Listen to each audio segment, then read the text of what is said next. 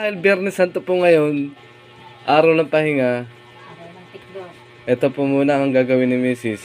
Yan po, nagtitiklop po siya ng kanyang mga damit. At ako naman po ay nagpapahinga dito sa kwarto. At maya maya pa po ako may gagawin. At kakatapos namang po manahi. Dahil alas 3 ay Biyernes Santo.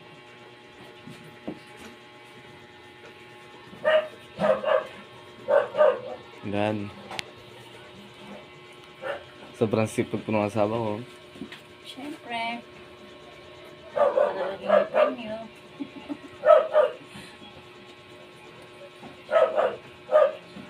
Okay. Pagkatapos manahi, yan.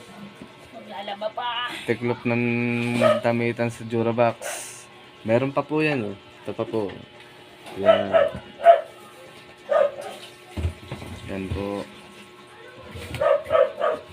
Yan. Mga sampul ito. Pinagsama-sama ko. Sampul. Sampul.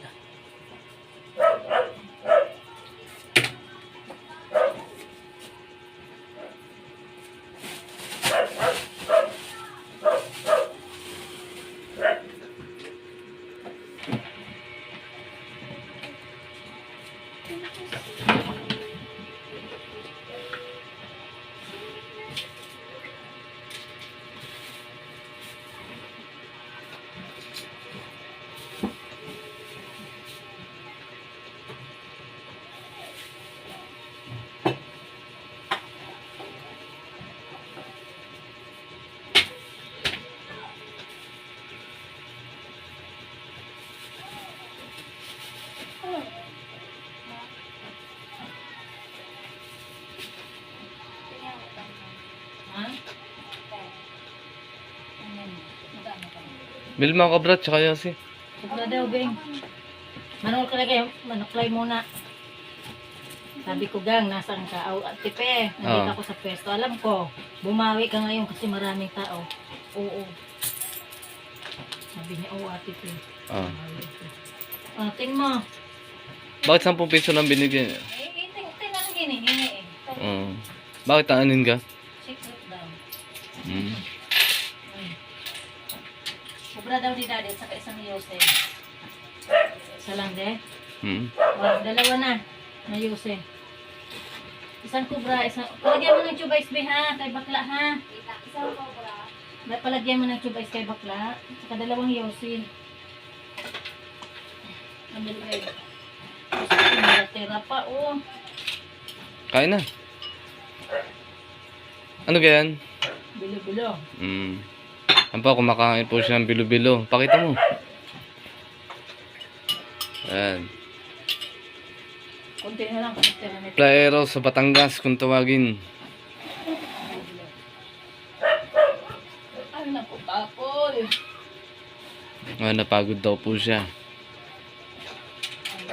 Kubra. Sampalakas. Ano ba? Yan po. Ang magandang dalaga. Hindi na. Pwede na ka, eh. Kubra. Dalawang Yossi. Palagyan mo tubais, ha? Yan po ang prinsesa na aking asawa. Kubra, dalawang... Mahiyain po siya. Dalawang Yossi. Pastor, ha? Tubais. Hindi ka na. Yan. Teka. Yan na po. Walang barya. Sama ka. Mm. Ikaw na, panggulo lang yun. Gusto po.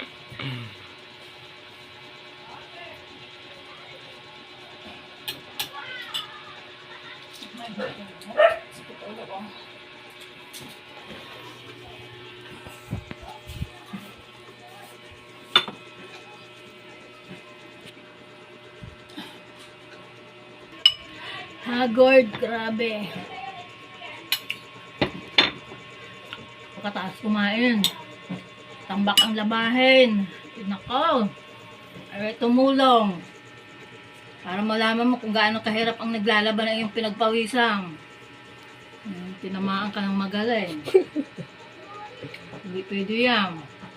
Mga kumot, lalabahan ko. Isang linggong pinagbihisan mo. Pag ako nayamot, papayahin ko lang yan. Saglit lang yan, tapos.